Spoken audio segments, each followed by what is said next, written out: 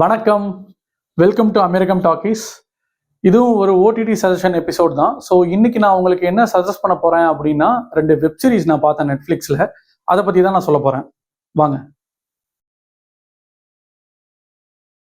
இப்போ ஒரு 1 வீக்கா யூடியூப்பை ஓப்பன் பண்ணாலோ இல்லைனா இன்ஸ்டாகிராமில் போய் பார்த்தாலோ இந்த ஒரு ரீல் தான் பயங்கர ஃபேமஸாக இருக்கு. அதாவது டே 1 இன் பாகிஸ்தான் அஸ் ஸ்பை அப்படிங்கிறது நீங்கள் நிறைய பேர் பார்த்துருப்பீங்க. ஸோ அந்த ட்ரெண்டுக்கு ஏற்ற மாதிரி 2 வெப் சீரிஸ் நான் சொல்கிறேன், பாருங்க. முதல்ல வந்து சாரே ஜஹான் சே அச்சா. இது வந்து ஒரு ஹிந்தி வெப் சீரிஸ் தான். நெட்ஃப்ளிக்ஸில் இருக்கு, தமிழ் டப்பிங்குமே இருக்கு. நான் தமிழில் தான் பார்த்தேன். இது பிரதீக் காந்தி நடிச்சிருக்காரு. பிரதீக் காந்தி யாரு அப்படின்னா, ஸ்கேம் 1992 அப்படின்னு ஒரு வெப் சீரிஸ்ல அஸ்வத் மேத்தா பத்தின ஒரு கதை தான் அது. அதுல அஸ்வத் மேத்தாவா நடிச்சவர் தான் பிரதீக் காந்தி. அவர் தான் இதுலயும் நடிச்சிருக்காரு. இந்த வெப் சீரிஸோட கதை என்ன அப்படின்னா, 1960s 70sல இந்தியா பாகிஸ்தான் வார்க்கு அப்புறமேலு இந்தியா பாகிஸ்தான் ஒரு ட்ரீட்டி சைன் பண்ணிடுறாங்க. ஆனாலுமே இந்தியாவும் சரி பாகிஸ்தானும் சரி சீக்கிரட்டா ஒரு நியூக்ளியர் வெப்பன் வந்து கிரியேட் பண்ணணும் அப்படின்னு நினைச்சு ட்ரை பண்றாங்க. இதுல யார் முதல்ல இந்த நியூக்ளியர் வெப்பனை கிரியேட் பண்றாங்கிற போட்டி இருக்கிறதுனால இந்தியாவில் இருக்கிற ரா ஏஜென்சி என்ன பண்றாங்க அப்படின்னா, இந்தியாவில் இருக்கிற ரா ஏஜென்சி ஒரு 2 பேரை வந்து பாகிஸ்தான்ல இருக்கிற இந்தியன் எம்பசியில இந்தியன் அம்பாசடரா அங்க டிப்ளாய் பண்றாங்க. ஆனா உண்மையிலேயே அவங்க இந்தியன் அம்பாசடர் கிடையாது.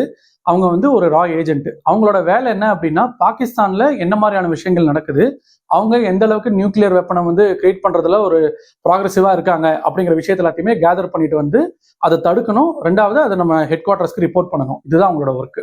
இந்த அப்ஜெக்டிவ்ல பிரதீக் காந்தி வந்து அம்பாஸ்டரா போறாரு. பட் ஆக்சுவலி அவர் வந்து ஒரு ஸ்பை, ரா ஏஜென்ட். பொதுவா இந்த மாதிரி இந்தியா பாகிஸ்தான் டெரரிசம் இல்லைனா ஸ்பை இந்த மாதிரியான மூவி இல்லைனா வெப் சீரிஸ் பாத்தீங்கன்னா ரொம்ப பிளாக் அண்ட் ஒயிட்டா இவங்க பண்றதெல்லாமே சரி, இவங்க பண்றதெல்லாமே தப்பு அப்படிங்கிற மாதிரி ஒன் சைடடா இருக்கும்.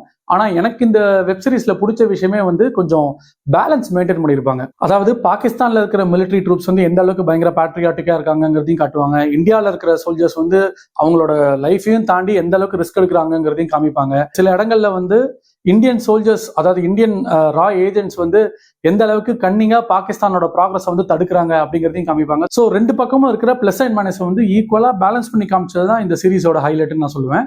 ஸோ எக்ஸலண்டா இருக்கும். இது வந்து ஒரு ஹிஸ்டாரிக்கல் ஃபிக்ஷன் தான் சொல்லலாம். ஏன்னா 2 கண்ட்ரியுமே இப்படி ஒரு முனைப்புல இருந்ததுங்கிறது எல்லாருக்குமே தெரியும். பட் உண்மையிலேயே ஒருத்தர் இந்த மாதிரி கிளம்பி அங்கே போய் அம்பாசிடரா இருந்து இந்த மாதிரியான சீக்ரெட் இன்ஃபர்மேஷன் கேதர் பண்ணிட்டு வந்தாங்களாங்கிறதுக்கான அஃபிஷியல் இன்ஃபர்மேஷன் எதுவுமே இல்லை.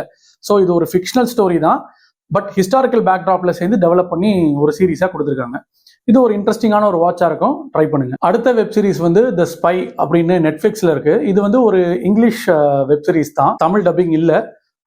இதுல வந்து சாஷா பேரன் கோஹன் நடிச்சிருக்காரு. இவர் யாரு அப்படின்னா, த டிக்டேட்டர் படம் பார்த்திருந்தீங்கன்னா உங்களுக்கு தெரிஞ்சிருக்கும். அதுல ஹீரோ நடிச்சவர் தான் இவரு. இது வந்து ஒரு உண்மை சம்பவம். அதாவது இதோட பேக்ட்ராப் என்ன அப்படின்னா, இஸ்ரேல்ல இருந்து ஒரு ஏஜென்ட் வந்து சிரியாவுக்கு ஸ்பை பண்ண போறாரு. அவர் எந்த அளவுக்கு ஸ்பை பண்றாரு அப்படின்னா, சிரியால போய் அவர் நார்மல் பிசினஸ் மேனா ஃபார்ம் ஆகி அதுக்கப்புறம் ஒரு பெரிய ரெனவுண்ட் பிசினஸ் மேனா ஆகி அந்த கவர்மெண்ட்ல வந்து ஃப்ரெண்ட்ஷிப் கிடைச்சு கவர்மெண்ட்ல கொஞ்சம் பவர்லாம் அவருக்கு வந்ததுக்கு அப்புறமேலு கிட்டத்தட்ட அந்த சிரியாவோட மொத்த மிலிட்டரியுமே அவரை நம்பி ஒப்படைக்கலாம் அப்படிங்கிற ரேஞ்சுக்கு அவர் வளர்ந்துருவாரு. ஸோ அந்த அளவுக்கு வந்து அவர் அங்க அவங்களோட ஊடுருவி இருப்பாரு. ஸோ பயங்கர இன்ட்ரெஸ்டிங்கா இருக்கும்.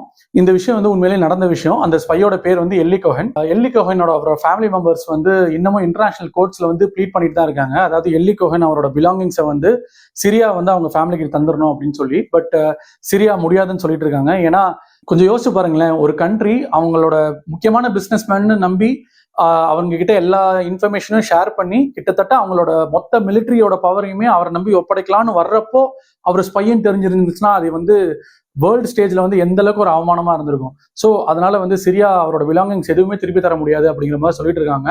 ஸோ இன்டர்நேஷனல் கோர்ட்ல வந்து இந்த கேஸ் இனியும் போயிட்டு இருக்கு. இது உண்மையிலேயே நடந்த சம்பவம்.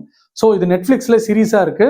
டாக்குமெண்ட்ரி மாதிரி இருக்காது, ப்ராப்பர் சீரீஸாவே எடுத்திருப்பாங்க. பயங்கர இன்ட்ரெஸ்டிங்கா இருக்கும். கொஞ்சம் மெச்சூர்ட் தீம்ஸ் இருக்கிறதுனால இது குழந்தைங்கலாம் பார்க்க முடியாது, பெரியவங்க மட்டும் தான் பார்க்கலாம். ஸோ இதை பார்த்துட்டு எப்படி இருந்ததுன்னு சொல்லுங்க. இந்த ஸ்பை ட்ரெண்டுக்கு ஏற்ற மாதிரி 2 வெப் சீரிஸ் நான் சொல்லியிருக்கேன். ஒன்று தமிழ் டப்பிங் இருக்கு, சாரே ஜஹான் சே அச்சா. இன்னொன்று வந்து இங்கிலீஷ்ல தான் இருக்கு. பட் இது 2மே நெட்ஃபிளிக்ஸ்ல இருக்கு. ஸோ பார்த்துட்டு உங்களுக்கு எப்படி இருந்ததுங்கிறத கமெண்ட்ஸ்ல சொல்லுங்க. வேற ஒரு வீடியோல சந்திக்கிறேன். நன்றி, வணக்கம்.